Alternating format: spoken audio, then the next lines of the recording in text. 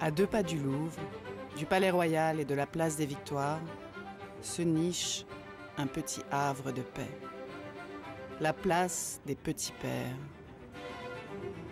Peu de gens la connaissent, et pourtant, on est en plein cœur de Paris. Sa particularité vient sans doute du fait qu'aucun des immeubles n'a de porte d'accès sur la place. Il faut toujours entrer par les rues adjacentes. Personne ne peut donc prétendre habiter place des Petits Pères.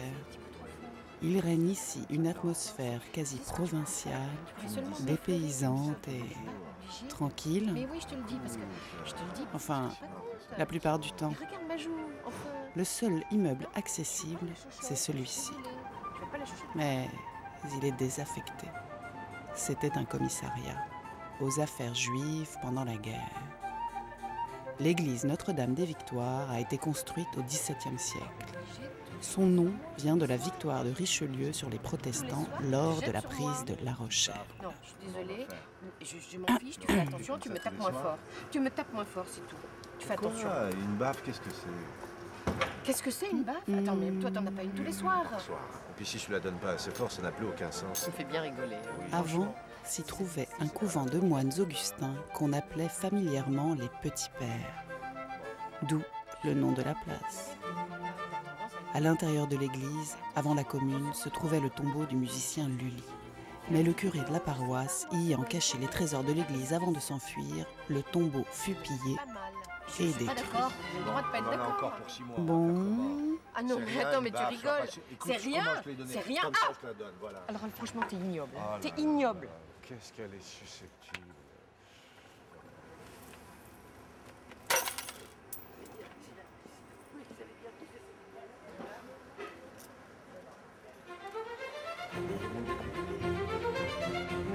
Mademoiselle, s'il vous plaît. Mademoiselle.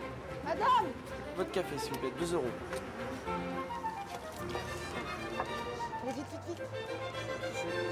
Et 18, merci.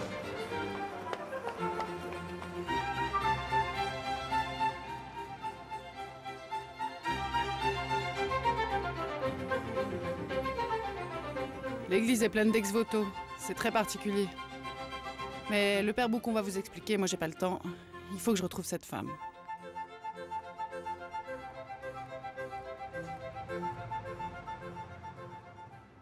Vous voyez dans l'église énormément d'ex-voto qui tapissent tout l'édifice et qui disent merci à Marie pour quelque chose qui s'est passé dans leur vie et qui a correspondu à une démarche de leur part, une démarche de piété, une démarche de confiance, une démarche souvent un peu douloureuse au départ, puis qui s'est terminée par un grand bonheur, une grande joie accordée par le ciel.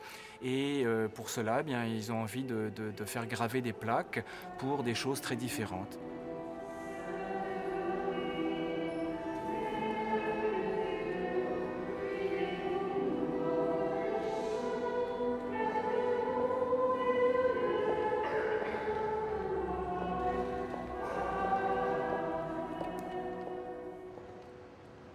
Personne à gauche, personne à droite.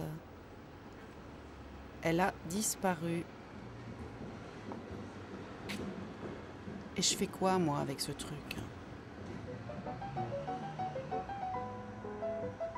Bon, on va passer voir chez Madame Morel. Elle râle tout le temps, mais tout le monde revient pourtant chez elle. Le café de Bougainville, c'était le lieu de déjeuner de toute la presse.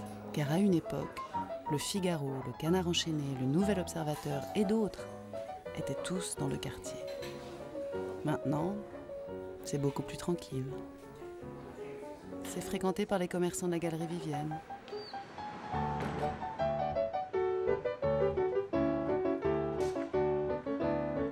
En face, c'est une boutique de photos de collection. Ici, on peut trouver des daguerreotypes aussi bien que des originaux de Man Ray ou de Brassailles.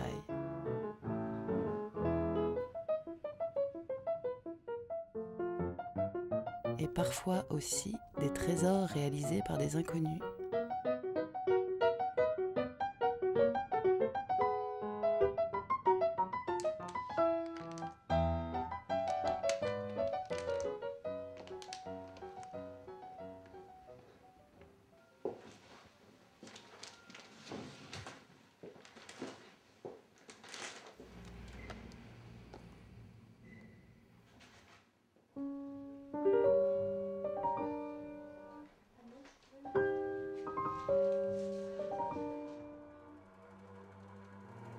Voici l'ancêtre des pipe shows. Pour quelques sous dans les fêtes foraines au début du XXe siècle. Voilà comment on se rinçait l'œil.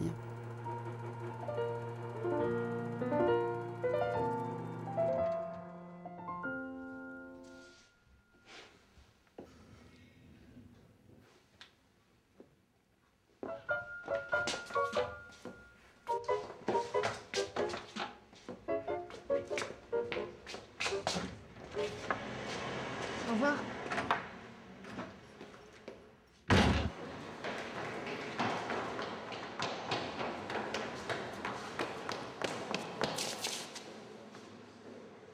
Et merde.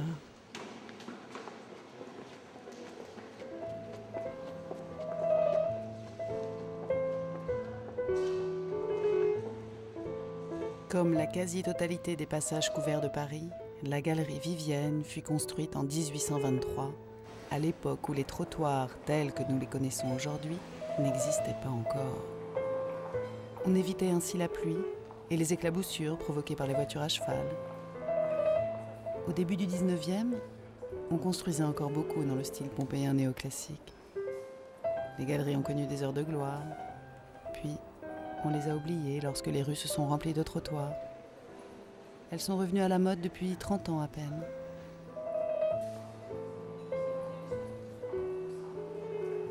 Dans la totalité, ce sont quand même des commerces de qualité, dans l'ensemble, en général. Ça tire quand même, on essaye de tirer vers la qualité, non? Vous ne trouvez pas? À l'époque, il n'y avait pas tous ces carrelages par terre, il n'y avait pas de beaux magasins ni rien du tout. Il y avait des repasseuses, il y avait un vieux tailleur qui devait être d'origine hongroise, je crois. Mais toutes les caves, comme celle du marchand de fleurs, servaient aux écuries. Pour moi, c'est peut-être un village, mais il y a quand même une dualité entre ceux qui y habitent et ceux qui ont des commerces. En fait, s'il y a plusieurs centaines de personnes qui habitent Galerie Vivienne, je ne connais que les commerçants sans vraiment connaître la population. Il y a des appartements qui sont minables. Il n'y a pas d'eau, hein, où ils vont sur le... Et il n'y a même pas de WC, il y a des WC dans les couloirs. Nos voisins du dessous, ils n'ont pas de salle de bain ni rien. Parce qu'ils n'ont pas pu transformer, ça coûtait trop cher. Donc il y a beaucoup de gens qui vivent là et qui ont des petits moyens. Oui, mais on les voit quand même de temps en temps, les gens qui habitent au-dessus, parce qu'il y en a qui viennent... Moi, j'en ai eu quelques-uns comme clients. Je ne crois pas qu'ils me boudent. Non, ils ne vous boudent pas, mais je suis sûre que... votre fille les voit de temps en temps, parce qu'elle m'a dit qu'elle en connaissait quelques-uns. En tout cas, qui viennent la voir. Il y a une communauté. Il y a une communauté, oui, c'est vrai. on va passer voir chez le libraire.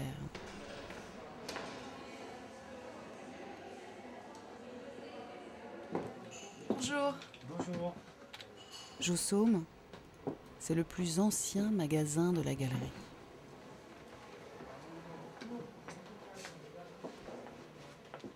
C'est pas une librairie qui a des livres très très rares, mais il y a eu des jolis livres, des livres...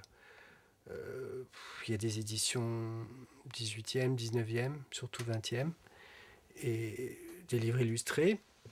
Et puis, à la belle époque de la littérature de l'entre-deux-guerres, c'était une librairie qui était fréquentée par Cocteau, Colette, toute une génération d'écrivains, Paul Morand, toute cette grande génération d'entre-deux-guerres.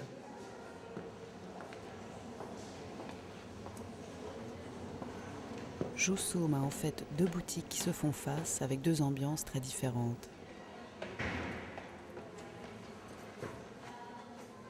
Les librairies qui sont dans les passages avaient 2 fonctions. Elles vendaient des livres neufs et des livres d'occasion.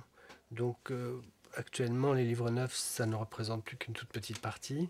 Et il reste une grande partie de livres d'occasion, 20e, 19e, et sans spécialité, histoire, littérature, beaux-arts.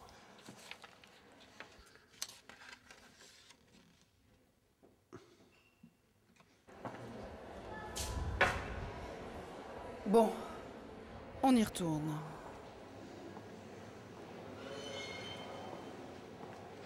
Elle n'a pas l'air d'être au salon de thé.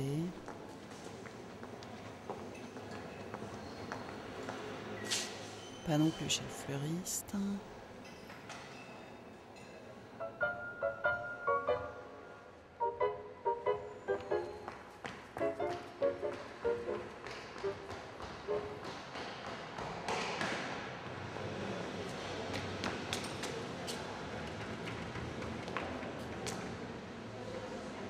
Il y a quelque chose de très fantomatique dans ce quartier. On dirait que les habitants ont une tendance à disparaître facilement. Peut-être qu'elle habite l'appartement de Vidocq. C'est ici qu'il a vécu. Vidocq, c'est cet ancien truand devenu chef de la police. Victor Hugo s'en inspira pour écrire le personnage de Jean Valjean et Balzac celui de Vautrin. Vidocq, c'est le père de la plupart des techniques d'investigation criminelle modernes. C'est lui, par exemple, qui a inventé le relevé des empreintes digitales.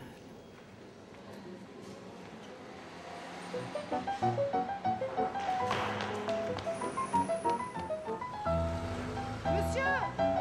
Monsieur!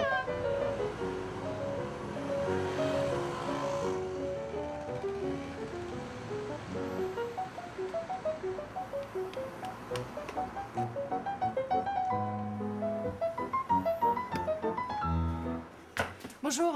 Bonjour. Vous n'auriez pas vu un homme désagréable? Non.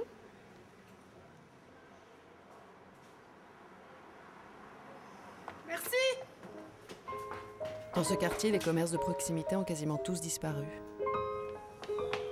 Si ces deux-là parviennent à survivre, c'est grâce aux employés de la Banque de France et du Conseil d'État.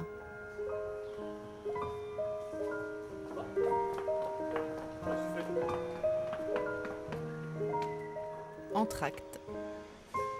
Un café qui, comme son nom l'indique, vous permet d'aller prendre un verre pendant l'entr'acte lorsque vous allez voir une pièce au théâtre du Palais Royal qui se trouve juste en face. C'est là que s'est jouée la première fois la cage aux folles.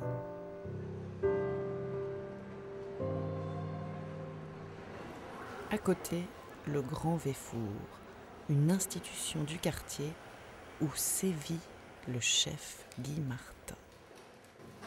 C'est l'un des plus vieux restaurants de Paris. Voltaire dînait ici, et beaucoup d'autres après lui. Par exemple, là, nous sommes à la table de Bonaparte.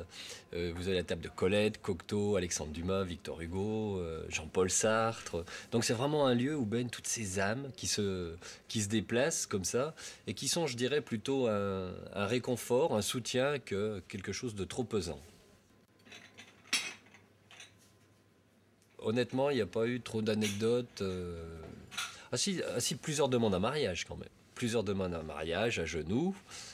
et dont l'avant-dernier refusait. Donc là, c'était quand même terrible parce que le prétendant était à genoux, en train de demander la main devant tout le restaurant. Et là, la charmante personne a répondu non. Et il s'est mis à pleurer, donc ça a un petit peu plombé l'ambiance. Mais bon, sinon, non, généralement, elles disent tout oui ici.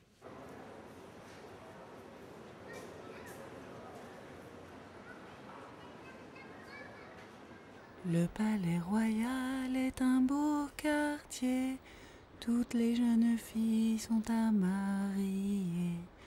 Mademoiselle Hélène est la préférée de monsieur qui va l'épouser.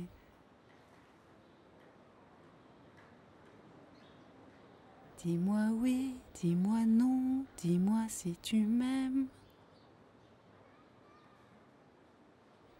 Chanson anodine en apparence, mais qui fait allusion au temps où les galeries du Palais Royal n'étaient pas si bien fréquentées. 1624, le cardinal de Richelieu devient ministre du roi Louis XIII et décide de se faire construire un palais, à la fois pour être proche du roi installé au Louvre et pour élargir Paris. On l'appelle le palais cardinal. Richelieu meurt et par vanité lègue son palais au roi Louis XIII, qui meurt lui-même l'année suivante. La régente Anne d'Autriche décide de s'y installer avec son fils, le futur Louis XIV. Le palais cardinal prendra le nom alors de Palais Royal. Les galeries n'existaient pas encore au temps de Louis XIV. C'est plus tard, un peu avant les révolutions, que Philippe Égalité, sorte de promoteur immobilier avant l'heure, les fit construire pour y aménager des boutiques, des restaurants, des salles de jeu et des immeubles de rapport. Louis XVI, son cousin, se moqua de lui, le traitant de vulgaire boutiquier. Toutes ces constructions rendirent aussi très mécontents les propriétaires des maisons avoisinantes qui n'avaient plus la vue sur le jardin.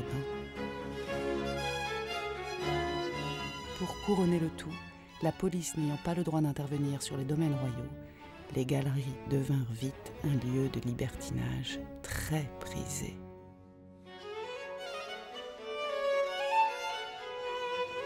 Liberté de mœurs, mais aussi de pensée. Le Palais Royal, au moment de la Révolution, est au cœur des événements. Après la Révolution, le palais devient bien national. On se mit à effacer du bâtiment toute trace de royauté, comme ces fleurs de lys au-dessus des arcades. La débauche fut alors à son comble. Il existait même un guide des filles de joie qui indiquait où chacune se trouvait et sous quelle arcade. Mais en 1836, en pleine restauration, la police fit fermer les salles de jeu et expulse les filles de joie. C'en était fait de l'animation au Palais Royal. Il entra dans cette torpeur dont rien depuis n'a pu vraiment le sortir. Il y règne encore aujourd'hui une atmosphère de beauté et de mort, de nostalgie et de mystère, digne d'un roman de Robbe-Grillet.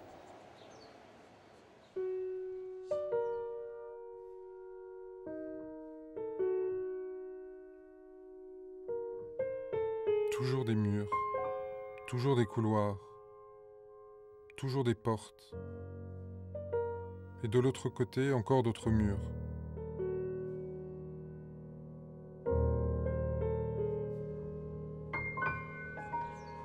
Avant d'arriver jusqu'à vous, avant de vous rejoindre, vous ne savez pas tout ce qu'il a fallu traverser. Et maintenant vous êtes là où je vous ai mené, et vous vous dérobez encore. Mais vous êtes là dans ce jardin, à portée de ma main, à portée de ma voix, à portée de regard, à portée de ma main.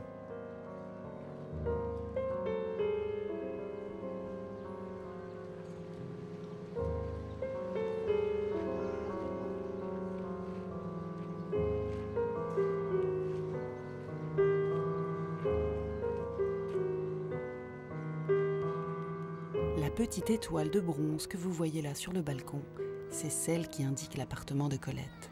C'est l'étoile Vespère, l'étoile du soir ou du berger. c'est aussi le titre d'un roman de Colette. De cette fenêtre, quand elle se penchait sur sa droite, elle pouvait apercevoir Cocteau. Si le passant levait la tête, disait-elle, il verrait sur un grand panneau quelques torses héroïques crayonnés ou le portrait d'un cheval. Mais les passants ici lèvent rarement la tête, parce que les lieux les invitent à songer, à ralentir le pas. Elle a vécu ici, dans ce premier étage, au premier étage jusqu'à sa mort, en 1954.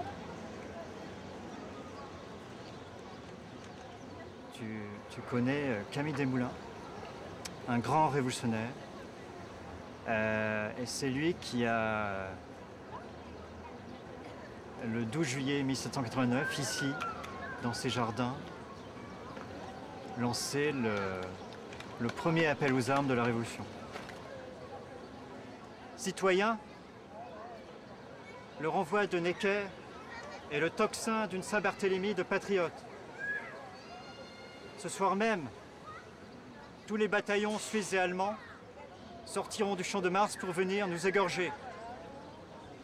Il ne nous reste plus qu'une seule ressource, c'est de courir aux armes. Et après cet appel aux armes, on va se mettre à la recherche de munitions, d'armes. Et donc voilà, la révolution va commencer à ce moment précis, ici, dans les jardins.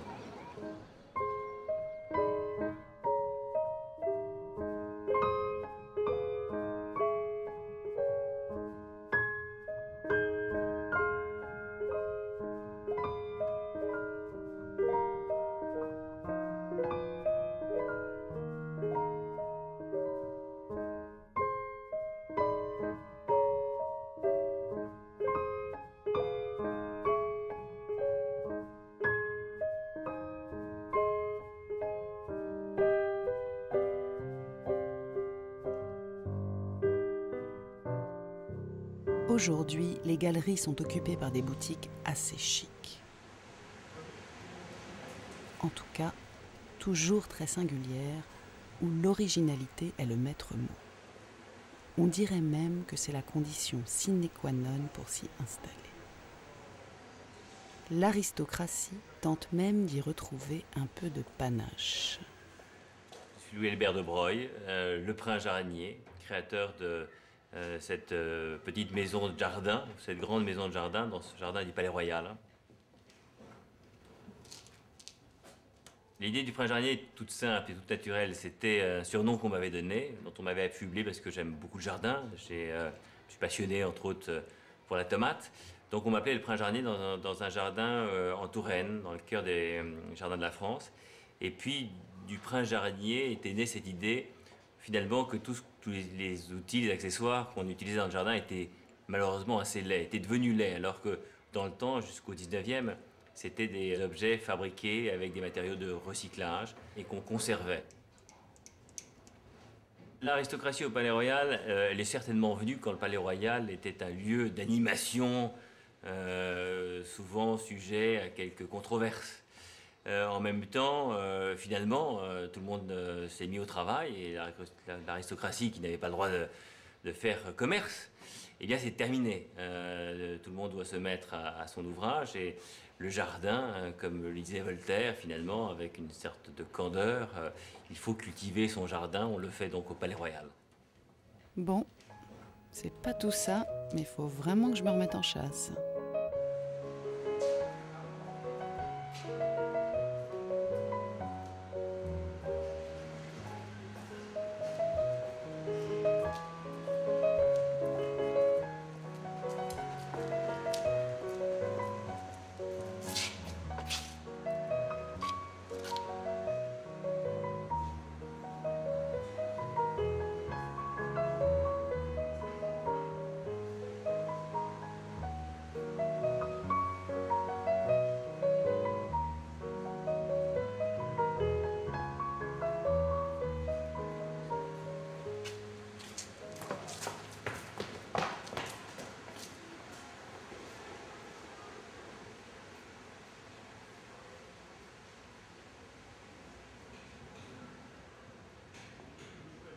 C'est beau, un couple sur le chemin de la réconciliation.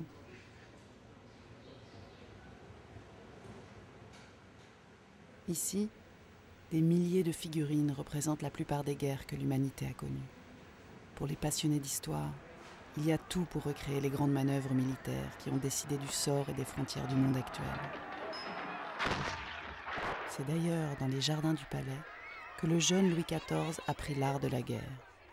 Mazarin organisait pour lui des batailles miniatures et fit même construire un petit fort que le dauphin devait prendre inlassablement.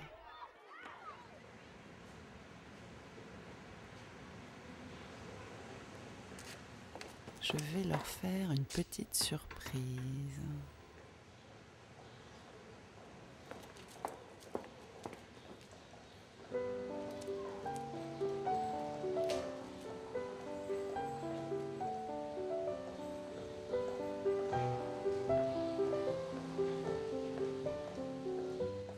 Ici, les enfants paraissent toujours très chics. C'est peut-être de jouer aux billes dans le même square que le jeune roi Soleil. Il paraît d'ailleurs qu'il faillit se noyer dans cette fontaine. Plus proche de nous, Louis-Ferdinand Céline, encore apprenti dans son magasin-bureau sous les arcades, décrivit ainsi le jardin. Les arbres au loin dans le jardin, les pelouses, les nourrices, la volée des piafs qui sautillent à travers les bancs, le jet d'eau qui caracole dans les bouffées de brise. Lorsqu'on lit Mort à crédit, on se rend compte qu'en 1910, le palais royal ne s'était pas tant assoupi que ça. C'était plein de branleuses, toutes des traînardes à 20 ronds, et même encore moins. Une tous les 3 ou 4 piliers avec 1 ou 2 clients. Dans les années 60-70, la rue Sainte-Anne fit débuter les premiers bars homos de la capitale et beaucoup de garçons venaient s'embrasser sous les arcades du Palais Royal.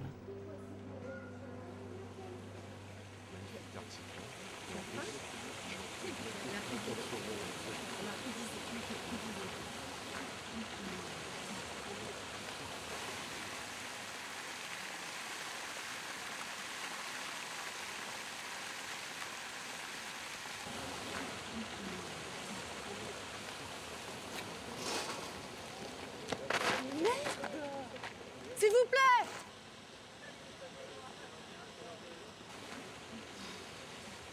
Mais ils l'ont pas vu ou quoi?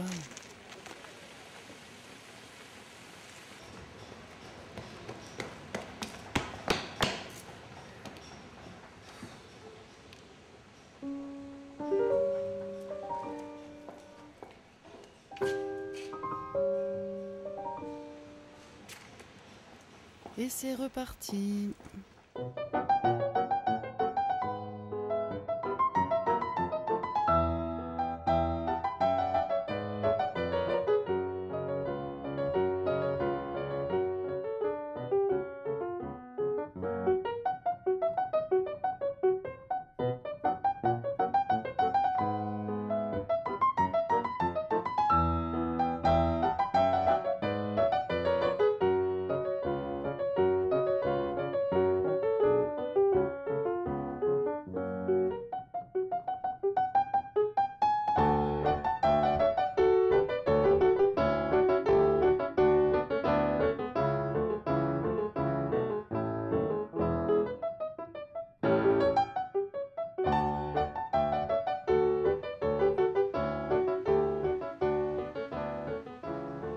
Didier Ludo. Ici est retracée l'histoire de la mode féminine des années 20 à nos jours. Didier Ludo, c'est une sorte d'antiquaire des vêtements. Je suis un antiquaire de la mode, c'est-à-dire je vends des vêtements haute couture des années, disons, 1910 jusqu'à nos jours. Ça, c'est une sublime robe de Pierre Balmain. Ça aussi, d'ailleurs. C'est beau, hein, ça, le tissu est sublime. J'ai eu beaucoup de Schiaparelli, de la collection Cirque. J'ai eu des robes portées par Catherine Deneuve. J'avais racheté la garde-robe de Josette Day, qui était la comédienne qui avait fait La Belle dans La Belle et la Bête. quelques actrices américaines. J'ai eu des vêtements de Claudette Colbert, de Balenciaga de Barbara Hutton, que son infirmière m'a vendu, parce que Barbara Hutton ne supportait pas que son infirmière soit mal habillée. Alors elle disait, prenez dans mon dressing room, et puis allez chez Balenciaga vous faire retoucher les tailleurs. Donc maintenant, cette infirmière, elle m'a vendu des choses et tout, donc c'est toujours amusant. Là, ça c'est plus drôle encore, ça c'est une robe des années 80 de Ungaro. L'imprimé est drôle. Très courte alors. Oui, courte, enfin très courte. Courte, Oh, oui, non, ça va comme longueur. Ouais. Moi, ma clientèle est essentiellement étrangère, c'est-à-dire beaucoup d'américaines, des japonaises, des italiennes, qui ont besoin d'une culture de mode qu'elles n'ont pas. C'est pour ça que je ne vends que de la couture française. Non, mais il y a beaucoup de gens qui cherchent à être habillés d'une manière originale et pas se retrouver avec le même tailleur que tout le monde. On sait que la haute couture tend à disparaître, il y a de moins en moins de pièces de fête à chaque saison. Donc Ouais. les gens veulent se raccrocher à des choses vraies. Je pense Et que ça, c'est du pour coup, c'est ça des pièces uniques alors maintenant. Presque. Ah ouais. Parce qu'avec le temps, bon, elles n'ont déjà pas été faites à beaucoup d'exemplaires. Et maintenant, avec le temps, elles ont disparu. Ça, c'est un chemisier Lanvin des années 70. L'imprimé est superbe. On avait travaillé sur les liaisons dangereuses de José Dayan. Bon, ça a été très intéressant. En plus, moi j'ai beaucoup aimé parce que j'ai habillé Françoise Brion, et quand elle s'est retrouvée dans les vêtements des années 60, comme c'est une personne qui était déjà élégante dans les années 60, elle a tout de suite su comment mettre le petit Bibi Givenchy, le manteau de panthère. En plus, comme elle a une silhouette magnifique, ça lui allait parfaitement. Ouais. C'est Ça, joli, c'est qui ça? Madeleine de Rauque. C'est la fin des années 40, début 50, toujours avec la basque. Le Palais Royal, ça se mérite, donc n'importe qui ne peut pas venir ici, parce qu'il y a toujours des choses qui entrent en jeu, des hasards, des coïncidences. On ne sait pas vraiment quand il y a une boutique à vendre, des appartements, des choses comme ça se passe vraiment catimini, puisque toute la galerie de Valois appartient à la Banque de France, du haut en bas. Ils ne loueront pas une boutique à n'importe qui. Il y a une vie de village aussi, des problèmes, des gens qui ne s'aiment pas. C'est très drôle, c'est vraiment cloche-merle.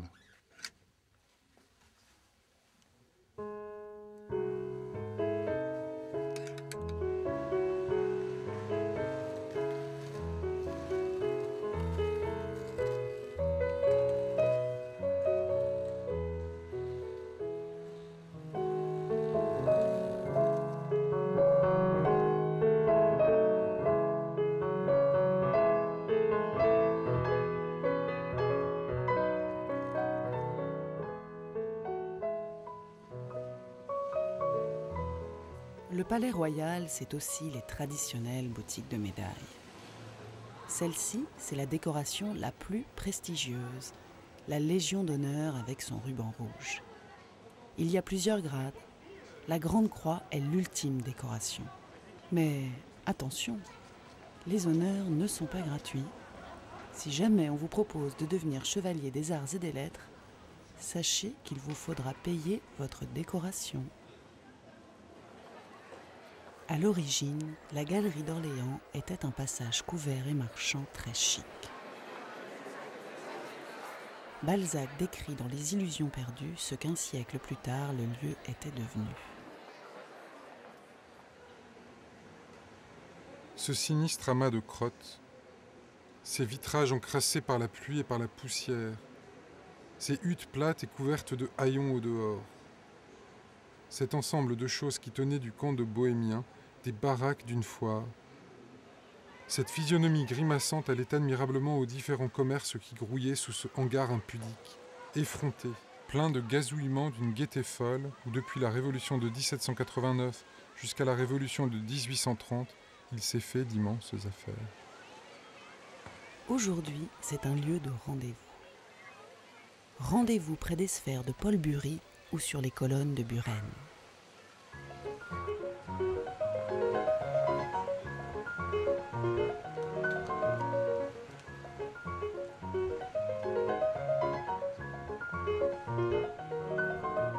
Malgré l'alignement des colonnes avec celles du palais, il règne ici toujours une sorte de désordre insolite. Les étudiants des beaux-arts font des croquis, les comédiens du français viennent répéter leurs textes, les amoureux jettent des pièces de monnaie pour espérer que leurs vœux s'exaucent. Il y a aussi un historien un peu fou qui chaque après-midi se transforme en arbre à graines. Il reconnaît les oiseaux et a donné à chacun un prénom.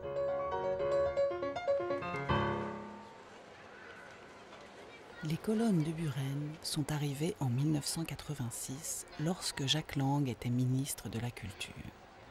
Elles firent naître une violente polémique sur l'intégration de l'art contemporain au patrimoine historique. Pourtant, le Palais Royal a été maintes fois remanié et ses nombreux propriétaires ont presque tous laissé une trace esthétique qui provoqua des polémiques.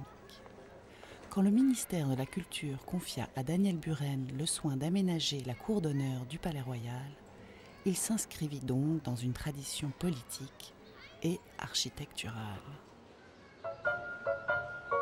Le Français. C'est comme ça qu'on surnomme le théâtre de la Comédie Française. Louis XIV le fit construire 7 ans après la mort de Molière.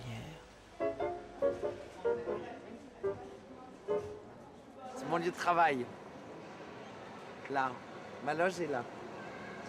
La 3e fenêtre en venant de la gauche, au 2e étage. Alors ici, c'est la cafétéria du Français, juste là. Et donc on est là, c'est des grandes baies vitrées qui sont à même du rez-de-chaussée, ce qui fait que les gens passent, nous regardent manger, donc souvent on leur fait des grimaces. C'est notre jardin, quoi. Ouais, pour réviser les textes, pour s'aérer la tête de temps en temps. Quand on a peu de temps, étant donné qu'on travaille quand même beaucoup, on a souvent peu de temps. Et au lieu de se retrouver dans une galerie commerçante, autant être là, quoi. Je trouve que c'est pas trop musée. Faudrait pas que ça le devienne plus. Moi, j'habite pas loin aussi. Je sais que je dors pas parce qu'il y a un boucan pas possible et je peux pas changer mes fenêtres parce que c'est classé monument historique. Bon, je suis ravie, mais enfin, si je suis obligée de quitter cet endroit, tout le monde va partir et ce sera plus que des bureaux et des... Enfin bon, mais ça faut faire attention à ça.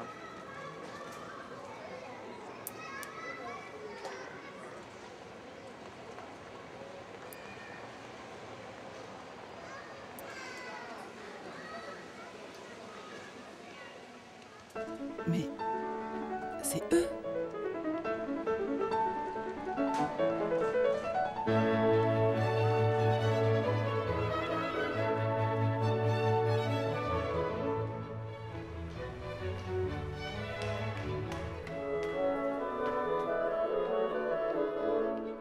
Vous avez vu?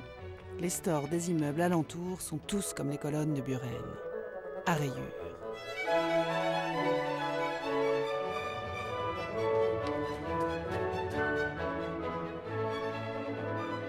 Ici, on entre presque dans un autre quartier. Mais pour une fois, c'est grâce à l'histoire contemporaine. Ce grand bâtiment, c'est le nouveau ministère de la Culture.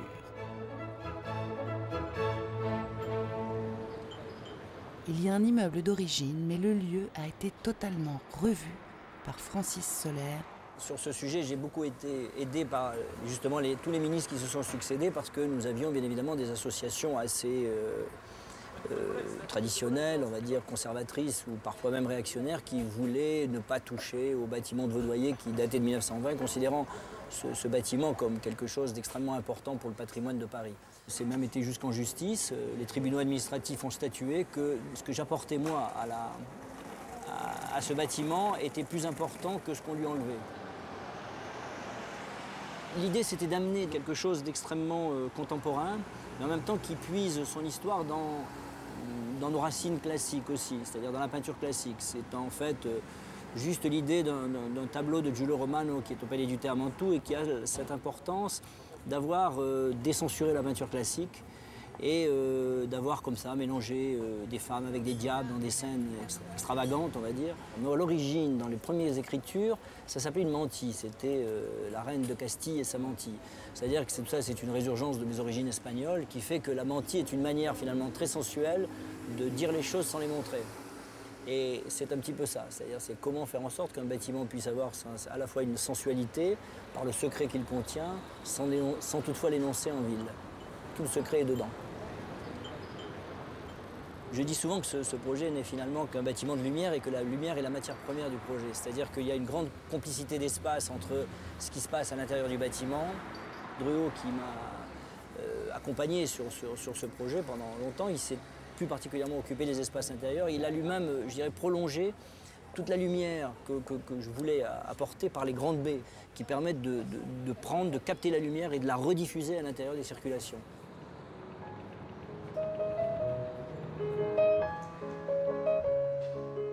Cette rue est très intrigante parce qu'elle donne un côté vieux Paris au quartier qui est plutôt monumental.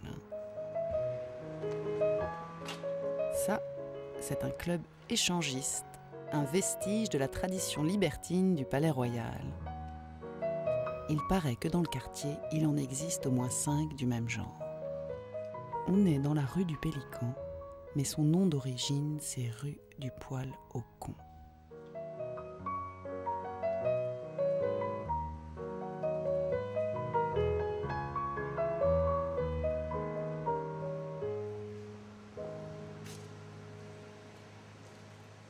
Au fond de ce garage, il y a un centre de parapsychologie. Ici, on pense que dans l'être humain, il existe une dimension de connaissance extrasensorielle. Allons voir si quelqu'un peut me donner un coup de main.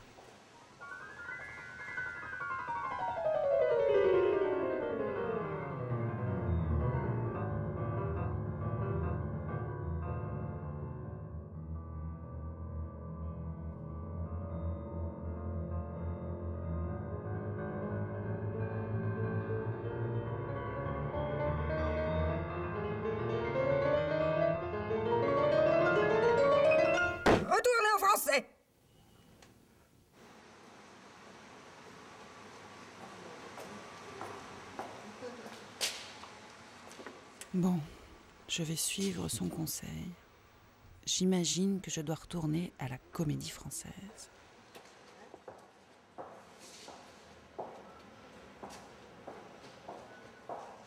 La galerie Vérododa ne ressemble à aucune autre. Peut-être parce qu'elle a gardé son lustre d'antan, bois sombre et parements en laiton, carrelage en damier noir et blanc. Rien ici n'a été modifié. Robert Capia applique d'ailleurs toujours le règlement intérieur mis en place à l'origine. Ni chien, ni phonographe, ni perroquet. C'est pas moi qui le fais respecter, c'est qu'on nous impose le règlement qui existait en 1826, lorsque la galerie Vérododa a été fondée par un charcutier et un banquier, et leur statut aux commerçants était remarquablement bien fait. Vous savez, on n'a pas le droit d'avoir un chat, un chien, à partir de 1893, de ne pas avoir de phonographe, on doit fermer les grilles à 22h, on doit les ouvrir le matin à 7h, etc. C'est un lieu dans Paris extrêmement curieux dans ce sens que cette galerie qui, durant longtemps, nous a donné l'impression de mourir, c'est un peu comme la ville de Venise, vous savez, on voit un lieu mourant et qui finalement n'est jamais mort. Et puis le temps vient de changer, le règlement est resté, c'est toujours le même, n'est-ce pas, avec quelques anachronismes. Et puis on s'aperçoit que là, actuellement, la galerie, il est venu un jeune chausseur qui est Louboutin, Pierre, qui apporte des idées nouvelles dans la façon de présenter des objets, etc. Cet endroit s'est vendu le plus cher dans Paris, ça, les textes le confirment. C'était l'endroit le plus luxueux parce que c'était le premier endroit éclairé au gaz. Et puis les gens n'avaient pas le choix pour aller de l'arrivée des diligences ou le départ des diligences au Palais Royal. Donc c'était le bon endroit pour passer. Des galeries couvertes dans Paris, il y en a beaucoup. Disons que Vérododa est la mieux conservée, qui est dans son état d'origine, n'est-ce pas? Est-ce que vous voyez en surface, les caves sont faites de la même façon. Le couloir des caves suit le passage, et les caves sont de chaque côté, comme sont les boutiques. Ce qu'il y a de très amusant ici, c'est que les boutiques ont une enseigne, non pas avec leur nom, mais avec leur fonction. Restaurant. En effet, c'est un restaurant. Escalier. En effet, c'est un escalier. Il y a aussi une étonnante marchande de luth.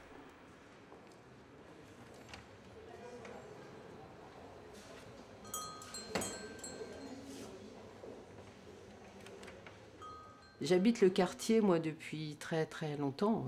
Quasiment, je suis née dans le quartier. Mes grands-parents habitaient sur la rue de Beaujolais, qui donne à l'arrière du Palais Royal. Et j'ai toujours été passionnée par les bouquins. Donc, je devais avoir 7 ans, 6-7 ans. Et j'allais chez cette libraire pour mettre mon nez dans les petits livres qu'elle avait. Jusqu'au jour où elle m'a demandé de monter au premier étage de l'immeuble pour aller porter des livres à une dame qui était au premier étage. La première image que j'avais eue, c'est en effet quelqu'un qui avait une tête avec plein de cheveux. Et puis petit à petit, cette femme m'a envoyé très très souvent porter des choses chez elle. Je savais que cette dame s'appelait Colette, mais pour moi, Colette, à 7 ans, ça me disait absolument rien du tout. Et quelques années après, je devais avoir 15-16 ans, quand j'ai réalisé que cette dame qui s'appelait Colette était écrivain et écrivait pas mal de choses. Et en même temps, je voyais un monsieur qui venait de temps en temps voir Colette. Ce monsieur, c'était Cocteau. Colette était très très très gentille. Elle parlait facilement, en fait. Donc elle me demandait si j'aimais bien lire, ce que j'aimais lire. Et elle m'avait donné un livre où elle m'avait marqué quelque chose que j'avais d'ailleurs à l'époque pas vraiment lu. J'avais lu le bouquin, mais pas ce qu'elle m'avait écrit. Donc j'ai réalisé que je devais avoir un autographe de Colette. Mais ma grand-mère avait l'habitude, une fois que j'avais lu les livres, de donner tous mes livres à la bibliothèque de l'arrondissement. Ce qu'elle avait fait. Donc j'ai plus le livre de Colette non plus. Ça sentait le papier. Ça sentait les choses vieilles, les choses entassées depuis un certain temps. Je l'ai toujours vue à l'intérieur de son appartement, soit derrière son bureau, soit debout quand elle venait. Il y avait une femme qui m'ouvrait la porte, qui devait être, je pense, sa femme de ménage ou sa femme de charge, je pense. Mais je ne l'ai jamais vue à l'extérieur. Cocteau, oui. Oui, je le rencontrais dans le passage, dans le petit passage du perron. Il habitait pas très loin, hein, donc je pense que c'était... Soit il allait chez elle, soit il passait par cet endroit-là pour sortir du Palais Royal.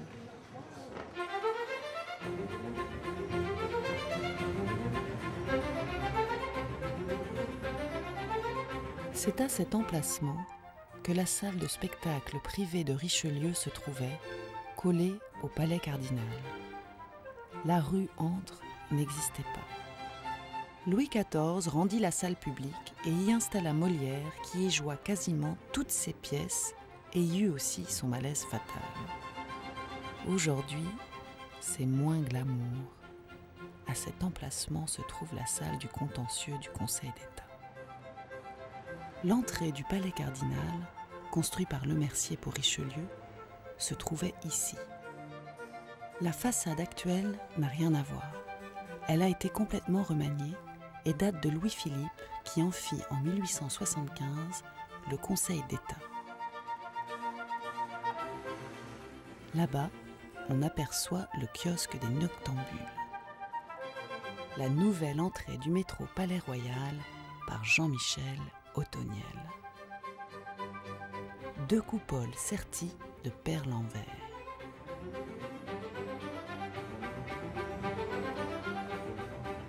Bon, nous voici place Colette où se trouve l'entrée du Français.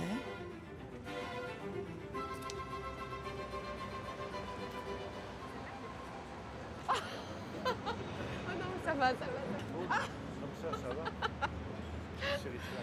Ah, celle-là, ça va, je l'ai pas sentie. Tu t'améliores, hein? Essaie de me la faire comme ça tout à l'heure. Mais ça fait 2 heures que je vous cherche. C'est à vous ce truc, non? Tu vois qu'on l'avait pas oublié au théâtre. Mais vous faites quoi avec, en fait? Bon, Michel, on y va, on va être en retard au maquillage. Merci quand même.